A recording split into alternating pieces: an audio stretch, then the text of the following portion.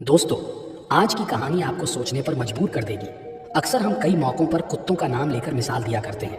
किसी को गाली देते हैं तो कुत्ते का नाम जुबान पर आता है। गाली आदमी को देते हैं पर नाम कुत्ते का बदनाम होता है। क्या कुत्ता इतना गया गुजरा जीव है? हमने उसे कभी खिलाने पिलाने के बारे में तो नहीं सोचा, चाहे कितने ही दिन से भूखा द्वार पर पड़ा हो। लेकिन हमें कभी उसका नाम इस्तेमाल करने में लज्जा नहीं आई। आपसे निवेदन है, 5 मिनट का समय निकाल कर इस कहानी को जरूर सुन लेना, शायद आपकी सोच बदल जाए। नमस्कार दोस्तों, बोधि थिंक स्पाई यूट्यूब चैनल में आपका दिल से स्वागत है। एक गांव में सुरेश नाम का लड़का रहता था। वह बहुत परेशान था। वह बस यही सोचता रहता कि मैंने पिछले जन्म में क्या पाप किया था जो मुझे अभी भुगतना पड़ रहा है। एक दिन उसे पता चला कि गांव से कुछ दूर एक महात्मा रहते हैं जो सबकी समस्या सुनते हैं। अगले दिन सुरेश उस महात्मा से मिलने के लिए निकल गया। वह पहुंचकर सुरेश ने देखा कि महात्मा अपने आश्रम में कुछ लोगों को उपदेश दे रहे थे। तभी सुरेश ने महात्मा को प्रणाम किया और कहा, गुरुदेव, मेरे मन में एक प्रश्न उठ रहा है। महात्मा ने कहा, भंते निसंकोच होकर पूछो, आपके मन में वह कौन सा प्रश्न उठ रहा है? तब सुरेश ने कहा, गुरुदेव, मैं यह जानना चाहता हूँ कि कुत्ते को एक टुकड़ा रोटी खिलाने से मनुष्य को कौन सा फल मिलता है। तभी महात्मा ने बताया, अगर मनुष्य कुत्ते को रोटी खिलाने के 8 फायदे जान जाए तो कभी दुखी नहीं होगा। भंते कुत्ते को एक टुकड़ा रोटी खिलाने से मनुष्य को 8 फायदे होते हैं तथा जो भी मनुष्य इन फायदों के बारे में जान जाता है उसका जीवन धन्य हो जाता है और उसको जीवन में कभी दुखों का सामना नहीं करना पड़ता है। जो भी मनुष्य पृथ्वी लोक पर कुत्ते को एक टुकड़ा रोटी खिलाता है उसे 8 फायदे होते हैं और वह जीवन भर सुखी रहता है और उसे मृत्यु के बाद मोक्ष की प्राप्ति होती है। महात्मा ने कहा, भंते, तुम्हें एक कहानी सुनाता हूँ, ध्यान से सुनना, फिर तुम्हें सब पता चल जाएगा। एक समय की बात है, एक काले रंग का कुत्ता था। वह बहुत ही लाचार था और भूखा प्यासा था। वह गांव में सभी के घर घर जाता था, परंतु उसे कोई भी व्यक्ति रोटी का एक टुकड़ा भी नहीं देता था। वह भूख के मारे इधर उधर घूमता रहता। एक दिन वह गांव के बाहर नदी के किनारे एक ऋषि के आश्रम पर पहुंच गया और ऋषि से कहने लगा, हे मुनिवर, मुझे लगता है आप बहुत ही विद्वान तथा ज्ञानी हैं, इसीलिए मैं भूखा प्यासा आपके पास आया हूँ। कृपा करके आप मुझे एक टुकड़ा रोटी का दे दीजिए जिसे मैं खाकर अपनी भूख को शांत कर लूं। तभी वह ऋषि कहते हैं, हे स्वान, क्या तुम्हें गांव में एक टुकड़ा रोटी का किसी ने नहीं दिया जिसे तुम खाकर अपनी भूख मिटा सको? वह कुत्ता ऋषि से कहता है, हे मुनिवर, मैं आपको क्या बताऊं, आप मेरी बातों पर विश्वास नहीं करोगे।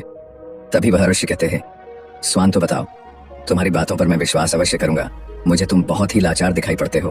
तभी वह कुत्ता कहता है, ठीक है मुनिवर, मैं आपको अपनी बीती बताता हूँ। कुत्ता ऋषि से कहता है, हे मुनिवर, दुनिया के लोगों हम पर रहम करो। हमारा कोई घर नहीं होता है, कोई आसरा नहीं होता है, कमाकर खाना हमें नहीं आता है, हमें वस्त्र भी पहनने का ज्ञान नहीं है, इसलिए सर्दी गर्मी और बरसात में हम ऐसे ही घूमते रहते हैं। हमें पढ़ना लिखना भी नहीं आता। मुनिवर, आपकी तरह हमें अनुशासन नहीं आता, हमें आपकी तरह बोलना नहीं आता। यह हमारा दुर्भाग्य ही समझिए, परंतु हमें आपकी तरह भूख भी लगती है। चोट लगने पर हमें आपकी तरह पीड़ा भी होती है, हमें आपकी तरह रोना भी आता है। बस इन्हीं 3 कामों में हम आपकी बराबरी करते हैं, इसलिए हम पर दया दिखाइए, हमें और कष्ट मत दीजिए। ईश्वर ने तो हमें वैसे भी कष्ट देकर ही भेजा है, ऊपर से आप लोग हमें परेशान करते हैं। हम आपकी तरह मनुष्य नहीं हैं, हम पराधीन जीव हैं। जब हमारा जन्म हुआ उस समय हमारे आंख कान बंद थे, कह नहीं सकते कि उस समय आपके जन्म पर जैसे नाच गाना होता है, बाजे बजते हैं, खुशी मनाई जाती है। हमारे जन्म पर भी यह सब हुआ होगा। हमारे जन्म पर किसने खुशी मनाई होगी? हम जिस बिछौना पर थे वह रुई का नरम तो था, सर्दी बिल्कुल नहीं लगती थी। मैं मन में सोच रहा था कि किसी बड़े घर में पैदा हुआ हूँ, लेकिन जब हमारी आंख खुली तो मैंने देखा कि हमारी माँ, जिसे आप लोग कुतिया बोलते हो, वह अपने 5 बच्चों को छाती से चिपकाकर एक राह के ढेर में पड़ी थी। हम 5 भाई थे, बाकी 4 भाई तो लाल और भूरे रंग के थे। मैं अकेला ही काले रंग का था, सबसे छोटा मैं ही था, इसलिए कमजोर था मेरी माँ। हम लोगों के पास कम ही आती थी क्योंकि उसे भी अपने भोजन की व्यवस्था करनी पड़ती थी। यदि वह ना खाती तो हमें दूध कहाँ से पिलाती? उस एक माँ पर हम 5 भाई निर्भर थे। वह बेचारी अपने भोजन के लिए इधर उधर दौड़ती रहती थी। कभी भोजन मिल भी जाता था, कभी नहीं भी मिलता था, लेकिन वह हमेशा हम 5 का बड़ा ख्याल रखती थी। आखिर वह हमारी माँ थी। वह रात भर जागकर गांव की रखवाली करती थी। किसी की मजाल नहीं थी कि कोई अनजान आदमी बुरी नीयत से गांव की तरफ भी झांक जाए। दूसरे गांव के कुत्ते भी हमारी माँ के डर से गांव में नहीं आते थे। गांव के किसी किसान के खेत में कोई जानवर खड़ी फसल खाने आते तो हमारी माँ उसे दौड़कर भगा देती। गांव वालों के लिए इतना सब करने के बाद भी कोई मनुष्य तो हमारी माँ को भोजन तक नहीं देता था। भोजन के लिए हमारी माँ को मजबूर होकर छीना झपटी करनी पड़ती थी। कई बार तो लोग उसे लाठी डंडों से पीट पीट कर भगा देते थे। बेचारी उस दिन भूखी प्यासी रहकर पेट की आग से जलती रहती थी। वह कहता है, हे मुनिवर, आखिर भूख तो हमें आपकी ही तरह लगती है, ऊपर से उसे अपने 5 बच्चों की चिंता भी लगी रहती थी। आखिर माँ जो थी, भूख उसे चैन से बैठने नहीं देती थी और गांव वालों का भी उसे देखकर हृदय नहीं पसीजता था, तो बेबस होकर उन लोगों के घरों में चोरी से घूमना पड़ता था। और खाने की कोई चीज मिल जाती तो उसे खाकर अपने पेट की आग बुझा लेती थी। कई बार तो लोग उसे खाने की वस्तु ले जाते हुए देखते तो लाठी डंडे लेकर उसके पीछे पड़ जाते। कुछ निर्दय लोग तो कई बार उसे घर के अंदर बंद करके पीटते थे। हमारी माँ का बुरा हाल कर देते थे। फिर वह कुत्ता आरशी से कहता है, हे मुनिवर, हमारी माँ ने क्या बिगाड़ा था? उसने सिर्फ अपने पेट के लिए भोजन ही तो चुराया था। चोरी करने का हमें कोई शौक नहीं है, पर पापी पेट हमें यह सब करने के लिए मजबूर कर देता है।